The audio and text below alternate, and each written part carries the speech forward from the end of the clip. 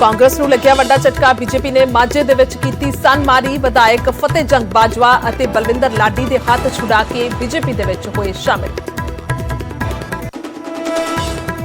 ਅਕਾਲੀ ਦਲ ਦੇ ਸਾਬਕਾ ਵਿਧਾਇਕ ਗੁਰਤੇਜ ਕੁੜਿਆਣਾ ਅਤੇ ਸਾਬਕਾ ਕ੍ਰਿਕਟਰ ਨੇ ਵੀ ਫੜਿਆ बीजेपी ਦਾ ਪੱਲਾ। ਗਜੇਂਦਰ ਸ਼ੇਖਾਵਤ ਬੋਲੇ, ਸਾਡੀ ਸਰਗਰਮੀ ਦੇ ਨਾਲ ਵਿਰੋਧੀਆਂ ਦੇ ਵਿੱਚ ਮੱਚੀ ਹੈ ਭਗਦੜ। ਮੇਅਰ ਬਣਾਉਣ ਦੇ ਲਈ ਚੰਡੀਗੜ੍ਹ ਦੇ ਵਿੱਚ ਸ਼ੁਰੂ ਹੋਇਆ ਜੋੜ ਤੋੜ। ਆਮ ਆਦਮੀ ਪਾਰਟੀ ਦੇ ਰਾਘਵ ਚੱਡਾ ਨੇ ਕੀਤਾ ਦਾਅਵਾ, बीजेपी ਸਾਡੇ ਕੌਂਸਲਰ ਨੂੰ ਦੇ ਰਹੀ ਹੈ ਲੱਖਾਂ ਰੁਪਈਆਂ ਦੀ ਆਫਰ, ਤਾਂ बीजेपी ਨੇ ਨਕਾਰੇ ਇਲਜ਼ਾਮ। ਚੰਡੀਗੜ੍ਹ ਨਤੀਜਿਆਂ ਤੇ ਆਪ ਸੁਪਰੀਮੋ ਅਰਵਿੰਦ ਕੇਜਰੀਵਾਲ ਦਾ ਬਿਆਨ। ਕਿਹਾ ਚੰਡੀਗੜ੍ਹ ਦੇ ਵਿੱਚ ਮਿਲਿਆ ਸ਼ਹਿਰੀ ਵੋਟਰਾਂ ਦਾ ਸਾਥ, ਪੰਜਾਬ ਦੇ ਵਿੱਚ ਵੀ ਹੋਣਗੇ ਨਾਲ। ਦਿੱਲੀ ਦੇ ਵਾਂਗ ਮਿਲ ਕੇ ਬਦਲਾਂਗੇ, ਪਹਿਲਾਂ ਚੰਡੀਗੜ੍ਹ ਫਿਰ ਪੰਜਾਬ। ਆਮ ਆਦਮੀ ਪਾਰਟੀ ਨੇ ਜਾਰੀ ਕੀਤੀ ਉਮੀਦਵਾਰਾਂ ਦੀ 5ਵੀਂ ਸੂਚੀ। 15 ਹੋਰ ਨਾਵਾਂ ਦਾ ਕੀਤਾ ਐਲਾਨ। ਮੋਹਾਲੀ ਤੋਂ ਕੁਲਵੰਤ ਸਿੰਘ ਨੂੰ ਮਿਲੀ ਟਿਕਟ, ਬਠਿੰਡਾ ਅਰਬਨ ਤੋਂ ਜਗਰੂਪ ਗਿੱਲ ਤੇ ਜਤਾਇਆ ਭਰੋਸਾ। ਹੁਣ ਤੱਕ 88 ਉਮੀਦਵਾਰਾਂ ਦਾ ਐਲਾਨ। ਹਰਿਆਣਾ ਦੀ ਮਨੋਹਰ ਕੈਬਨਿਟ ਦਾ ਵਿਸਥਾਰ। ਹਿਸਾਰ ਤੋਂ ਵਿਧਾਇਕ ਕਮਰ ਸ਼ਰਮਾ ਬਣੇ ਮਿਨਿਸਟਰ। ਜੇਜੇਪੀ ਦੇ ਕੋਟੇ ਤੋਂ ਦੇਵੇਂਦਰ ਬਬਲੀ ਦੀ ਮੰਤਰੀ ਮੰਡਲ ਦੇ ਵਿੱਚ ਐਂਟਰੀ। सीएम ਦੇ ਭਰੋਸੇ ਤੋਂ ਬਾਅਦ ਕਿਸਾਨਾਂ ਨੇ ਖਾਲੀ ਕੀਤੇ ਟਰੈਕ। ਕਿਸਾਨ ਮਜ਼ਦੂਰ ਸੰਘਰਸ਼ ਕਮੇਟੀ ਦੇ ਨਾਲ ਸੀਐਮ ਨੇ ਕੀਤੀ ਮੀਟਿੰਗ, ਮੰਗਾਂ ਦੇ ਹੱਲ ਦਾ ਦਿੱਤਾ ਭਰੋਸਾ। ਚੋਣ ਪ੍ਰਚਾਰ ਦੇ ਦੌਰਾਨ ਵੱਖਰੇ ਅੰਦਾਜ਼ ਦੇ ਵਿੱਚ ਨਜ਼ਰ ਆਏ ਨਵਜੋਤ ਸਿੱਧੂ। ਸਮਰਾਲਾ ਦੇ ਵਿੱਚ ਇੱਕ ਢਾਬੇ ਤੇ ਚਾਹ ਦੇ ਨਾਲ ਹਲਕੀ ਫੁਲਕੀ ਚਰਚਾ ਦਾ ਲਿਆ ਆਨੰਦ।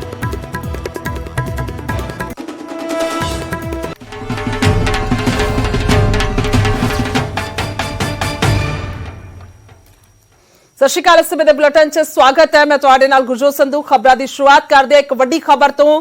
ਸੀਟ ਸ਼ੇਅਰਿੰਗ ਨੂੰ ਲੈ ਕੇ ਤਿੰਨਾਂ ਪਾਰਟੀਆਂ ਦੀ ਸਾਂਝੀ ਕਮੇਟੀ ਬਣੀ ਹੈ। बीजेपी कैप्टन अमरिंदर सिंह ते सुखदेव ढींडसा ਦੇ ਵਿੱਚ ਸਹਿਮਤੀ ਬਣਦੀ ਹੋਈ ਨਜ਼ਰ ਆਈ ਹੈ ਤੇ ਹੁਣ ਸੀਟ ਸ਼ੇਅਰਿੰਗ ਨੂੰ ਲੈ ਕੇ ਕਮੇਟੀ ਬਣਾ ਦਿੱਤੀ ਗਈ ਹੈ। ਸਾਂਝੀ ਕਮੇਟੀ ਬਣਾਈ ਗਈ ਹੈ। ਤਿੰਨਾਂ ਦੇ ਵੱਲੋਂ ਦੋ ਮੈਂਬਰ ਜਿਹੜੇ ਨੇ ਇਸ ਕਮੇਟੀ ਦੇ ਵਿੱਚ ਪਾਏ ਗਏ ਨੇ। ਸੀਟਾਂ ਨੂੰ ਲੈ ਕੇ 6 ਮੈਂਬਰੀ ਕਮੇਟੀ ਦਾ ਗਠਨ ਕੀਤਾ ਗਿਆ ਹੈ ਔਰ ਫੈਸਲਾ ਜਿਹੜਾ ਹੈ ਉਹ ਹੀ ਕਮੇਟੀ ਲਏਗੀ। ਕੱਲ ਹੀ ਇਹ ਗੱਠਜੋੜ ਦਾ ਐਲਾਨ ਹੋਇਆ। ਸੋ ਦੱਸ ਦਈਏ ਕਿ ਬਕਾਇਦਾ ਉਹ ਲਿਸਟ ਵੀ ਜਾਰੀ ਕਰ ਦਿੱਤੀ ਗਈ ਹੈ ਕਿ ਇਹ ਕਮੇਟੀ ਜਿਹੜੀ ਹੈ ਫੈਸਲਾ ਕਰੇਗੀ ਕਿੰਨੀਆਂ ਸੀਟਾਂ ਤੇ ਕਿਹੜੀ ਪਾਰਟੀ ਦੇ ਵੱਲੋਂ ਆਪਣੇ ਉਮੀਦਵਾਰ ਐਲਾਨੇ ਜਾਣਗੇ, ਉਤਾਰੇ ਜਾਣਗੇ ਔਰ ਖਾਸ ਤੌਰ ਤੇ 117 ਸੀਟਾਂ ਨੇ। ਸੋ 117 ਸੀਟਾਂ ਦੇ ਵਿੱਚ ਕਿੰਨੀਆਂ ਸੀਟਾਂ बीजेपी ਦੇ ਕੋਲ ਰਹਿਣਗੀਆਂ, ਕਿੰਨੀਆਂ ਸੀਟਾਂ ਜਿਹੜੀਆਂ ਨੇ ਉਹ ਸੁਖਦੇਵ ਢੀਂਡਸਾ ਤੇ ਕਿੰਨੀਆਂ ਸੀਟਾਂ ਕੈਪਟਨ ਅਮਰਿੰਦਰ ਸਿੰਘ ਦੀ ਪਾਰਟੀ ਦੇ ਕੋਲ ਹੋਣਗੀਆਂ। ਸੋ ਇਹ ਕਮੇਟੀ ਫੈਸਲਾ ਕਰੇਗੀ। ਸਭ ਤੋਂ ਪਹਿਲਾਂ ਗੱਲ ਕੀਤੀ ਜਾਏ ਤਾਂ ਸੰਯੁਕਤ ਦੇ ਵੱਲੋਂ ਜਿਹੜਾ ਹੈ ਉਹ 2 ਮੈਂਬਰ ਨੇ, ਜਸਟਿਸ ਨਰਮਲ ਸਿੰਘ ਔਰ ਪਰਵਿੰਦਰ ਢੀਂਡਸਾ। ਉਸ ਤੋਂ ਬਾਅਦ ਪੰਜਾਬ ਲੋਕ ਕਾਂਗਰਸ ਯਾਨੀ ਕਿ ਕੈਪਟਨ ਅਮਰਿੰਦਰ ਸਿੰਘ ਉਹਨਾਂ ਦੇ ਕੋਲ ਜਿਹੜੇ 2 ਮੈਂਬਰ ਬਣਾਏ ਗਏ ਨੇ ਉਹਨਾਂ ਦੇ ਨੇ ਰਨਿੰਦਰ ਸਿੰਘ ਟਿੱਕਾ ਤੇ ਸ਼ੇਰਗਿੱਲ। ਇਸ ਤੋਂ ਇਲਾਵਾ बीजेपी ਦੇ ਵੀ 2 ਮੈਂਬਰ ਇਸ ਕਮੇਟੀ ਦੇ ਵਿੱਚ ਸ਼ਾਮਿਲ ਨੇ ਜੋ ਕਿ ਸੁਭਾਸ਼ ਸ਼ਰਮਾ ਨੇ ਔਰ ਦਿਆਲ ਸਿੰਘ ਸੋਢੀ।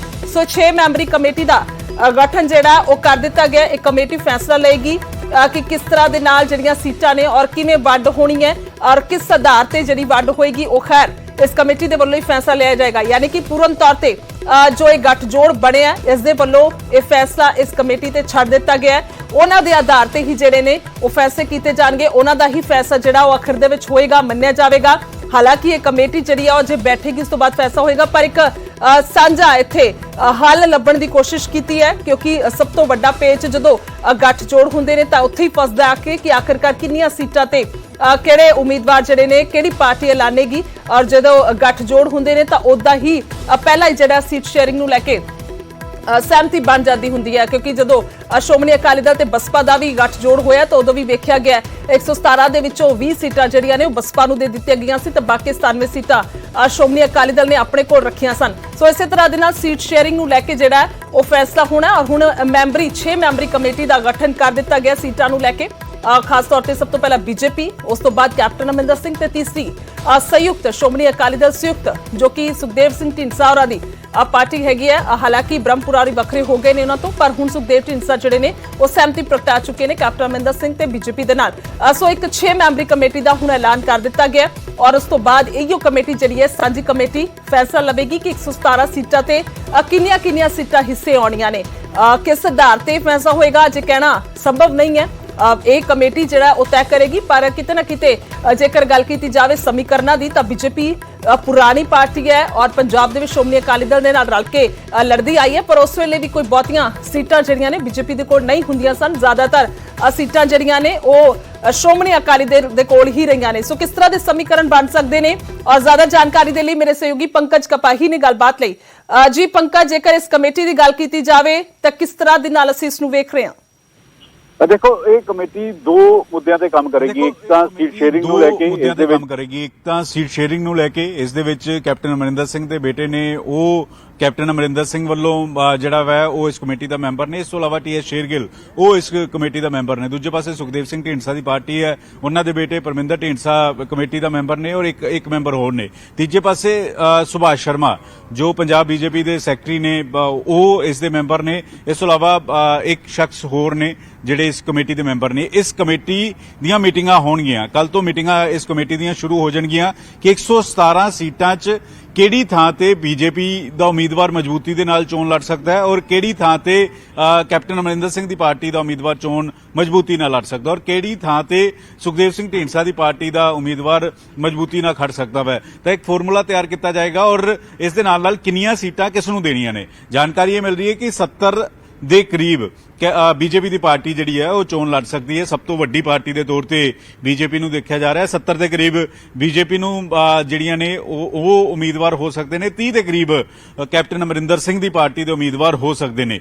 20 ਦੇ ਕਰੀਬ 20 ਤੋਂ 25 ਦੇ ਕਰੀਬ ਜਿਹੜੇ ਨੇ ਉਹ ਸੁਖਦੇਵ ਢੀਂਡਸਾ ਦੀ ਪਾਰਟੀ ਦੇ ਉਮੀਦਵਾਰ ਹੋ ਸਕਦੇ ਨੇ। ਹਾਲਾਂਕਿ ਇਸ ਕਮੇਟੀ ਨੇ ਆਪਣੀ ਰਿਪੋਰਟ ਜਿਹੜੀ ਹੈ ਆਪਣੇ ਤਿੰਨੇ ਜਿਹੜੇ ਪ੍ਰਧਾਨ ਨੇ ਉਹਨਾਂ ਨੂੰ ਦੇਣੀ ਹੈ। ਬੀਜੇਪੀ ਵੱਲੋਂ ਜੇਪੀ ਨੱਡਾ ਨੂੰ ਦਿੱਤੀ ਜਾਏਗੀ, ਕੈਪਟਨ ਅਮਰਿੰਦਰ ਸਿੰਘ ਨੂੰ ਦਿੱਤੀ ਜਾਏਗੀ ਔਰ ਤੀਜੇ ਪਾਸੇ ਸੁਖਦੇਵ ਢੀਂਡਸਾ ਨੂੰ ਦਿੱਤੀ ਜਾਏਗੀ ਔਰ ਫਿਰ ਇਹ ਪ੍ਰਧਾਨ ਬੈਠ ਕੇ ਆਪਸ ਵਿੱਚ ਡਿਸਕਸ ਕਰਨਗੇ ਕਿੰਨੀਆਂ ਸੀਟਾਂ ਤੇ ਕਿੰਨੇ ਚੋਣ ਲੜਨੀ ਹੈ। ਦੂਸਰਾ ਮੁੱਦਾ ਹੈ ਕਿ ਮੈਨੀਫੈਸਟੋ 'ਚ ਕਿਹੜੇ-ਕਿਹੜੇ ਏਜੰਡੇ ਰਹਿਣਗੇ। ਜਿਵੇਂ ਸੁਖਦੇਵ ਢੀਂਡਸਾ ਲਗਾਤਾਰ ਕਹਿੰਦੇ ਨੇ ਕਿ ਸਿੱਖਾਂ ਦੇ ਮਸਲੇ ਰਹਿਣਗੇ, ਕਾਲੀ ਸੂਚੀ ਖਤਮ ਕੀਤੀ ਜਾਵੇ, ਜਿਹੜੇ ਕੈਦੀ ਨੇ ਜਿਨ੍ਹਾਂ ਨੂੰ ਸਜ਼ਾਵਾਂ ਪੂਰੀਆਂ ਹੋ ਚੁੱਕੀਆਂ ਨੇ ਲੇਕਿਨ ਅਜੇ ਵੀ ਜੇਲ੍ਹਾਂ 'ਚ ਬੰਦ ਨੇ ਉਹਨਾਂ ਨੂੰ ਜਲਦ ਤੋਂ ਜਲਦ ਰਿਹਾ ਕੀਤਾ ਜਾਵੇ। ਚੰਡੀਗੜ੍ਹ ਦਾ ਮੁੱਦਾ ਵੀ ਇਸ ਮੈਨੀਫੈਸਟੋ ਦੇ ਵਿੱਚ ਰੱਖਿਆ ਜਾ ਸਕਦਾ ਹੈ। ਕਿਸਾਨੀ ਦੇ ਬਹੁਤ ਸਾਰੇ ਮੁੱਦੇ ਜਿਹੜੇ ਨੇ ਉਹ ਮੈਨੀਫੈਸਟੋ ਦੇ ਵਿੱਚ ਰਹਿ ਸਕਦੇ ਨੇ ਕਿ ਕਰਜ਼ ਮਾਫ ਹੋਵੇ ਜਾਂ ਕਰਜ਼ ਦੇ ਉੱਤੇ ਜਿਹੜਾ ਵਿਆਜ ਲੱਗਾ ਉਹ ਮਾਫ ਹੋਵੇ। ਇਹ ਸਾਰੇ ਮਸਲੇ ਮੈਨੀਫੈਸਟੋ ਦੇ ਵਿੱਚ ਰਹਿ ਸਕਦੇ ਨੇ। ਤਾਂ ਇਹ ਕਮੇਟੀ ਜਿਹੜੀ ਹੈ ਇਹ ਦੋਨਾਂ ਮੁੱਦਿਆਂ ਦੇ ਉੱਤੇ ਜਿਹੜਾ ਬੈਠ ਕੇ ਚਰਚਾ ਕਰੇਗੀ ਔਰ ਕੱਲ ਤੋਂ ਬੈਠਕਾਂ ਸ਼ੁਰੂ ਹੋ ਜਾਣਗੀਆਂ।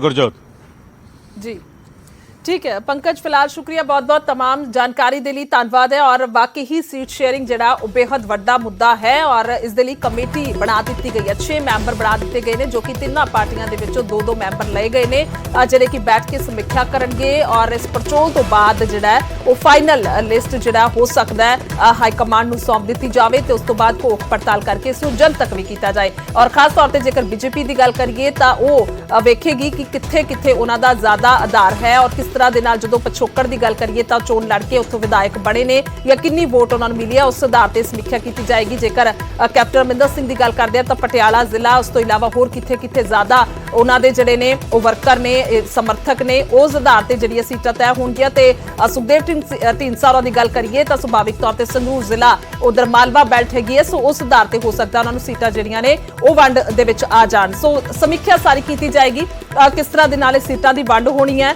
और सीटां नूं लैके फैसला जिहड़ा कमेटी दे वल्लों ही कीता जाएगा। सारे मैंबर इस दे लिस्ट पूरी आ चुकी है और 6 मैंबर निश्चित कर दिए गए हैं। तो जिवें जानकारी भी दी है पंकज कपाई ने कल तो समीक्षा शुरू हो जाएगी, कल तो बैठकों का दौर जिहड़ा शुरू हो जाएगा। उस तो बाद एक चीज़ से जिहड़ा घोख पड़ताल करनी शुरू करेगी कमेटी। खास तौर पर हर पार्टी जी है पूर्ण तौर पर पब्बा भार है और जिथे अपनी तैयारी भी की जा रही है। 117 सीटां ते चोण लड़न की उम्मीदवारों की लिस्ट भी लगभग आ रही है। आम आदमी पार्टी के भी काफ़ी उम्मीदवार जनतक हो चुके ने। श्रोमणी अकाली दल ज़्यादातर अपने उम्मीदवार ऐलान चुके हैं तो हले बाकी बीजेपी कैप्टन अमरिंदर सिंह सुखदेव ढींडसा इस धड़े की गल की जाए इन्हां दे वल्लों भी कमेटी बना दी गई है। इन्हां दे वल्लों भी कमेटी का गठन करके अगे वास्ते जिहड़ा वो तैयारियां शुरू कर दी गई हैं। तो उत्थे कांग्रेस के वल्लों अजे कोई भी लिस्ट जिहड़ी जारी नहीं की गई है। सो उन्हां दे वल्लों भी अपने पद्धर ते काम किया जा रहा है। सो कुल मिला के इस वेले दे समीकरण की बनते नजर आ रहे हैं। साफ तौर पर बड़ा एक इत्थे कह सकते हैं ਹੁੰਗਾਰਾ ਜਿਹੜਾ ਹੈ ਉਹ ਪਾਰਟੀਆਂ ਆਪਣੇ ਪੱਧਰ ਤੇ ਲੈਂਦੀਆਂ ਨਜ਼ਰ ਆ ਰਹੀਆਂ ਨੇ, ਕਿਉਂਕਿ ਜਿਸ ਤਰ੍ਹਾਂ ਦੇ ਨਾਲ ਸ਼ਮੂਲੀਅਤ ਵੀ ਹੋ ਰਹੀ ਹੈ ਵੱਡੇ ਆਗੂਆਂ ਦੀ, ਤੇ ਉਹ ਵੀ ਇੱਕ ਕਹਿ ਸਕਦੇ ਇੱਥੇ ਬੂਸਟ ਪਾਰਟੀਆਂ ਨੂੰ ਮਿਲਦਾ ਨਜ਼ਰ ਆਇਆ। ਪਰ ਜੇਕਰ ਇਸ ਧੜੇ ਦੀ ਗੱਲ ਕੀਤੀ ਜਾਏ, ਸ਼੍ਰੋਮਣੀ ਅਕਾਲੀ ਦਲ ਦੇ ਨਾਲ ਬੀਜੇਪੀ ਦਾ ਗੱਠਜੋੜ ਸੀ, ਪਰ ਇਸ ਵਾਰ ਕੁਝ ਹੋਰ ਸਮੀਕਰਨ ਨੇ। ਇਸ ਵਾਰ ਬਸਪਾ ਦੇ ਨਾਲ ਸ਼੍ਰੋਮਣੀ ਅਕਾਲੀ ਦਲ ਜਿਹੜਾ ਹੈ ਉਹ ਚੋਣ ਲੜੇਗੀ ਰਲ ਕੇ, ਔਰ ਦੂਸਰੇ ਪਾਸੇ ਬੀਜੇਪੀ ਕੈਪਟਨ ਅਮਰਿੰਦਰ ਸਿੰਘ, ਜੋ ਸ਼ਾਇਦ ਕਿਸੇ ਦੇ ਦਿਮਾਗ ਦੇ ਵਿੱਚ ਵੀ ਨਹੀਂ ਸੀ ਪਹਿਲਾਂ 6 ਮਹੀਨੇ ਪਹਿਲਾਂ, ਪਰ ਹੁਣ ਕੁਝ ਹੋਰ ਹੀ ਸਮੀਕਰਨ ਜਿਹੜੇ ਨੇ ਉਹ ਬਣਦੇ ਨਜ਼ਰ ਆਏ ਨੇ, ਔਰ ਸਭ ਨੇ ਵੇਖਿਆ ਪਿਛਲੇ ਦਿਨਾਂ ਦੇ ਵਿੱਚ ਕੀ ਨਜ਼ਰ ਆਇਆ। ਉਧਰ ਸਿੱਧਾ ਦੀਨਾਨਗਰ ਤੋਂ ਸੁਖਬੀਰ ਬਾਦਲ ਉਹਨਾਂ ਦੀ ਰੈਲੀ ਚੱਲ ਰਹੀ ਹੈ, ਸਿੱਧਾ ਚੱਲਦੇ ਆ ਕੀ ਕੁਝ ਕਹਿ ਰਹੇ ਨੇ, ਸੁਣਦੇ ਆ। ਕੇਜਰੀਵਾਲ ਨੂੰ ਪੁੱਛਿਆ ਕਿ ਹੁਣ ਇਲੈਕਸ਼ਨ ਲੜ ਰਹੇ ਹੋ, ਜੇ ਤੁਹਾਡੇ ਪੂਰੇ ਐਮਐਲਏ ਨਾ ਹੋਏ ਕੀ ਤੁਸੀਂ ਕਾਂਗਰਸ ਨਾਲ ਸਮਝੌਤਾ ਕਰ ਸਕਦੇ ਹੋ? ਉਹਦਾ ਬੇਟਾ ਨਾਲ ਖੜਿਆ ਸੀ, ਉਹਨੇ ਬੇਟੇ ਦੇ ਸਿਰ ਤੇ ਹੱਥ ਰੱਖਿਆ ਤੇ ਕਿਹਾ ਮੈਂ ਆਪਣੇ ਬੇਟੇ ਦੀ ਸਹੁੰ ਖਾਨਾ ਹੈ, ਜੇ ਸਾਡੇ ਨੰਬਰ ਨਾ ਆਏ ਅਸੀਂ ਘਰੇ ਬਹਿ ਜਾਾਂਗੇ, ਪਰ ਕਾਂਗਰਸ ਨਾਲ ਨਹੀਂ ਸਮਝੌਤਾ ਕਰਦੇ। ਜਦੋਂ ਪਹਿਲਾ ਇਲੈਕਸ਼ਨ ਹੋਇਆ ਉਹਦੇ ਪੂਰੇ ਐਮਪੀ ਐਮਐਲਏ ਨਹੀਂ ਬਣੇ, ਕਾਂਗਰਸ ਨਾਲ ਸਮਝੌਤਾ ਕਰਕੇ ਮੁੱਖ ਮੰਤਰੀ ਬਣ ਗਿਆ। ਕੇਜਰੀਵਾਲ ਨੇ ਕਿਹਾ ਕਿ ਜਦੋਂ ਮੈਂ ਮੁੱਖ ਮੰਤਰੀ ਬਣੂੰਗਾ ਮੈਂ ਕੋਈ ਤਨਖਾਹ ਨਹੀਂ ਲਵਾਂਗਾ। ਜਿਸ ਦਿਨ ਕੇਜਰੀਵਾਲ ਮੁੱਖ ਮੰਤਰੀ ਬਣਿਆ 25,000 ਰੁਪਏ ਮਹੀਨਾ ਤਨਖਾਹ ਸੀ, ਉਹਨੂੰ ਵਧਾ ਕੇ 2 ਲੱਖ ਰੁਪਏ ਮਹੀਨਾ ਕਰਤੀ ਤੇ 2 ਲੱਖ ਰੁਪਏ ਲੈ ਰਿਹਾ। ਕਹਿੰਦਾ ਮੈਂ ਆਪਣੇ ਸਰਕਾਰੀ ਘਰ 'ਚ ਨਹੀਂ ਰਹੂੰਗਾ, ਮੈਂ ਆਪਣੇ ਕੋਲੇ ਰਹੂੰਗਾ। ਜਾਨ ਨਾਲ ਸਰਕਾਰੀ ਘਰ 'ਚ ਆ ਗਿਆ, ਮੈਂ ਹੂਟਰ ਤੇ ਉਹ ਨਹੀਂ ਲਾਉਂਗਾ, ਨਾਲ ਦੇਖੋ ਕਿੰਨੇ ਬਚਾਉਂਦਾ ਫਿਰਦਾ ਹੈ। ਆ ਲੋਕ ਕਹਿੰਦੇ ਕੁਛ ਕਰਦੇ ਕੁਛ, ਸਾਡੇ 'ਚ ਜੋ ਹੈ ਤੁਹਾਡੇ ਸਾਹਮਣੇ ਹੈ। ਸ਼੍ਰੋਮਣੀ ਅਕਾਲੀ ਦਲ ਤੁਹਾਡੇ ਵਿੱਚੋਂ, ਤੁਹਾਡੇ ਬਜ਼ੁਰਗਾਂ ਦੀ ਖੂਨ ਪਸੀਨੇ ਨਾਲ ਬਣੀ ਪਾਰਟੀ ਹੈ। ਤੁਹਾਡੇ ਬਜ਼ੁਰਗਾਂ ਦੀ 100 ਸਾਲ ਪੁਰਾਣੀ ਕੱਲੀ ਇੱਕ ਪਾਰਟੀ ਹੈ ਜਿਹਨੂੰ ਸ਼ਹੀਦਾਂ ਦੀ ਜਥੇਬੰਦੀ ਕਿਹਾ ਜਾਂਦਾ ਹੈ।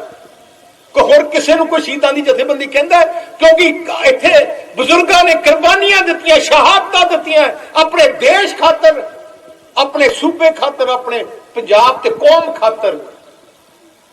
ਇਸ ਕਰਕੇ ਸ਼੍ਰੋਮਣੀ ਅਕਾਲੀ ਦਲ ਨੂੰ ਬਚਾਉਣਾ, ਤਕੜੇ ਰੱਖਣਾ ਆਪਣੇ ਕੌਮ ਤੇ ਪੰਜਾਬ ਵਾਸਤੇ ਸਭ ਤੋਂ ਜ਼ਰੂਰੀ ਹੈ। ਹੋਰ ਕੁਝ ਹੋਏ ਨਾ ਹੋਏ, ਆਵਾਜ਼ ਨਹੀਂ ਖਤਮ ਹੋਣੀ ਚਾਹੀਦੀ। ਮੈਂ ਬੇਨਤੀ ਕਰਨਾ ਹੈ, ਚਾਵਲਾ ਸਾਹਿਬ ਬਹੁਤ ਵਧੀਆ ਇਨਸਾਨ ਹੈ, ਮੈਨੂੰ ਤਾਂ ਮਿਲੇ, ਮੇਰੇ ਨਾਲ ਕਾਫੀ ਇਹਨਾਂ ਦਾ ਸੰਬੰਧ ਹੈ। ਮੈਂ ਤਾਂ ਪਹਿਲੇ, ਹੁਣ ਅਕਾਲੀ ਦਲ ਤੇ ਬੀਐਸਪੀ ਦਾ ਕੋਈ ਫਰਕ ਨਹੀਂ, ਪਹਿਲੇ ਤਾਂ ਸਾਡਾ ਮੇਰੇ ਮੈਂ ਹੀ ਲਿਆ ਸੀ ਇਹਨਾਂ ਨੂੰ, ਪਰ ਕੋਈ ਫਰਕ ਨਹੀਂ, ਮੇਰੇ ਤਾਂ ਭਰਾਵਾਂ ਵਾਂਗੂ ਹੈ। ਤੇ ਮੈਂ ਤੁਹਾਨੂੰ ਸਮਝ ਲਓ, ਮੈਂ ਸਾਰੇ ਵਰਕਰ ਅਕਾਲੀ ਦਲ ਨੂੰ ਕਹਿੰਦਾ ਸਮਝੋ, ਇਹਨਾਂ ਨੂੰ ਅਕਾਲੀ ਵਰਕਰ ਹੀ ਸਮਝੋ, ਬੀਐਸਪੀ ਵਾਲੇ ਵੀ ਇਹਨਾਂ ਬੀਐਸਪੀ ਵਰਕਰ ਹੀ ਸਮਝੋ, ਕੋਈ ਨਾ ਕਰੋ।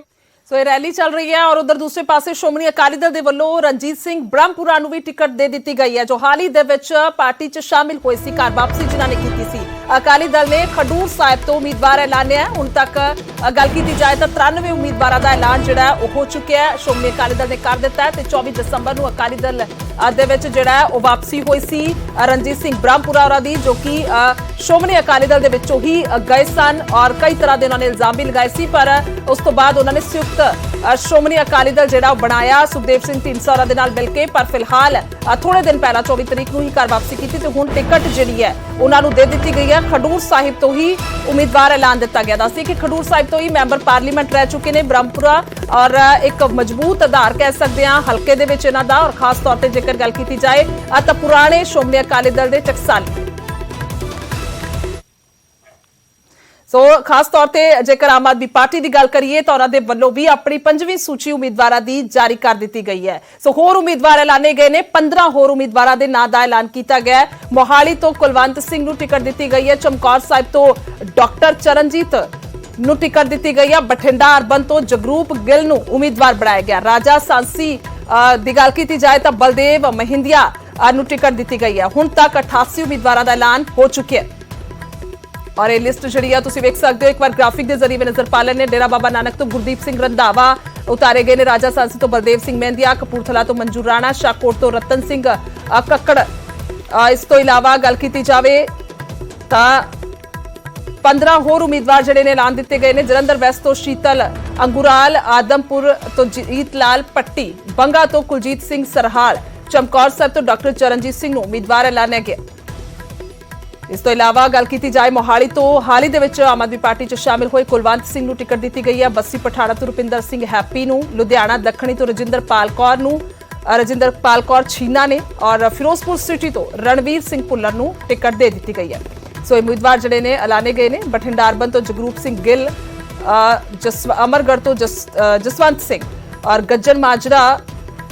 ਜਸਵੰਤ ਸਿੰਘ ਗੱਜਣ ਮਾਜਰਾ ਨੂੰ ਔਰ ਨਾਭਾ ਤੋਂ ਗੁਰਦੇਵ ਸਿੰਘ ਦੇਵਮਾਨ ਨੂੰ ਟਿਕਟ ਦੇ ਦਿੱਤੀ ਗਈ ਹੈ। ਸੋ ਉਮੀਦਵਾਰ ਜਿਹੜੇ ਨੇ ਉਹ ਆਮ ਆਦਮੀ ਪਾਰਟੀ ਨੇ ਐਲਾਨ ਦਿੱਤੇ ਨੇ। 15 ਹੋਰ ਉਮੀਦਵਾਰਾਂ ਦੀ ਸੂਚੀ ਨੂੰ ਜਾਰੀ ਕੀਤਾ।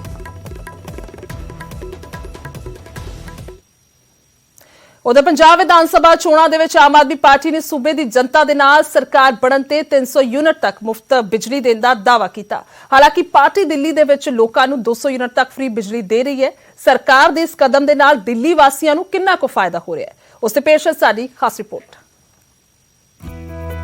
ਪੰਜਾਬ ਦੀ ਸੱਤਾ 'ਚ ਆਉਣ ਨੂੰ ਬੇਤਾਬ ਆਮ ਆਦਮੀ ਪਾਰਟੀ ਵਿਧਾਨ ਸਭਾ ਚੋਣਾਂ ਤੋਂ ਪਹਿਲਾਂ ਜਨਤਾ ਨੂੰ ਲੁਭਾਉਣ 'ਚ ਜੁਟ ਗਈ ਹੈ। ਪਾਰਟੀ ਦਾ ਦਾਅਵਾ ਹੈ ਕਿ ਜੇਕਰ 2022 'ਚ ਪੰਜਾਬ 'ਚ ਉਹਨਾਂ ਦੀ ਸਰਕਾਰ ਬਣੀ ਤਾਂ ਹਰ ਪਰਿਵਾਰ ਨੂੰ ਪ੍ਰਤੀ ਮਹੀਨੇ 300 ਯੂਨਿਟ ਤੱਕ ਬਿਜਲੀ ਮੁਫਤ ਦਿੱਤੀ ਜਾਵੇਗੀ। ਹਾਲਾਂਕਿ ਦਿੱਲੀ 'ਚ ਕੇਜਰੀਵਾਲ ਸਰਕਾਰ ਹਰ ਮਹੀਨੇ 200 ਯੂਨਿਟ ਬਿਜਲੀ ਫ੍ਰੀ ਦੇ ਰਹੀ ਹੈ, ਜਿਸ ਦਾ ਦਿੱਲੀ ਵਾਸੀਆਂ ਨੂੰ ਕਾਫੀ ਫਾਇਦਾ ਵੀ ਹੋ ਰਿਹਾ ਹੈ। अच्छी सुविधा है और दिन हो या रात हो लाइट पावर कटिंग नहीं होती बिल्कुल भी। और जो बिल है वो भी आप देखिए ज़ीरो आया हुआ है। हमारा भी बिल जिलवा है जी, बिल्कुल क्या ऐसा है जी, इसका लोगों को आम आदमी को काफ़ी फ़ायदा पहुंच रहा है। जैसे बिजली का बिल जो हमारा जैसे 200 यूनिट तक है, जीरो है, 200 से 400 यूनिट तक 50% आता है। ठीक है, इस मतलब बिल माफ़ होने से लोगों को काफ़ी फ़ायदा पहुँचा है। ਮਹਿੰਗਾਈ ਦੇ ਇਸ ਦੌਰ 'ਚ ਜੇਕਰ ਬਿਜਲੀ ਦਾ ਬਿੱਲ ਘੱਟ ਹੋ ਜਾਵੇ ਤਾਂ ਆਮ ਆਦਮੀ ਦੇ ਸਿਰ ਦਾ ਬੋਝ ਵੀ ਘੱਟ ਹੋ ਜਾਂਦਾ ਹੈ। ਅਜਿਹਾ ਦਿੱਲੀ ਵਾਸੀਆਂ ਦਾ ਕਹਿਣਾ ਹੈ। हमारा भी बिल ज़ीरो ही आया है, काफ़ी टाइम से ज़ीरो ही आता है, या तो कम आता है, इतना ज़्यादा नहीं आता। और पहले ऐसा होता था कि गर्मियों में भी कभी लाइट जा रही है, फिर कुछ चलता नहीं था, इन्वर्टर पे लोग डिपेंड हैं। अब ऐसा है कि लाइट भी नहीं जाती है, ना सर्दियों में ना गर्मियों में। ਪਹਿਲਾਂ ਜੋ ਬਿੱਲ ਹਰ ਮਹੀਨੇ ਹਜ਼ਾਰਾਂ ਰੁਪਏ ਹੋਇਆ ਕਰਦਾ ਸੀ, ਹੁਣ ਉਹ ਜ਼ੀਰੋ ਪਹੁੰਚ ਗਿਆ ਹੈ। ਤਾਂ ਜ਼ਾਹਿਰ ਜੀ ਗੱਲ ਹੈ ਕਿ ਲੋਕਾਂ ਨੂੰ ਵੀ ਮਹਿੰਗਾਈ ਦੀ ਘੱਟ ਮਾਰ ਝੇਲਣੀ ਪਵੇਗੀ। Bureau report, news 18। ਸੋ ਖਬਰਾਂ ਚੱਲਦੀਆਂ ਰਹਿਣਗੀਆਂ, ਇੱਥੇ ਰੁਕਦੇ ਹਾਂ ਇੱਕ ਛੋਟੇ ਜਿਹੇ ਬ੍ਰੇਕ ਦੇ ਲਈ।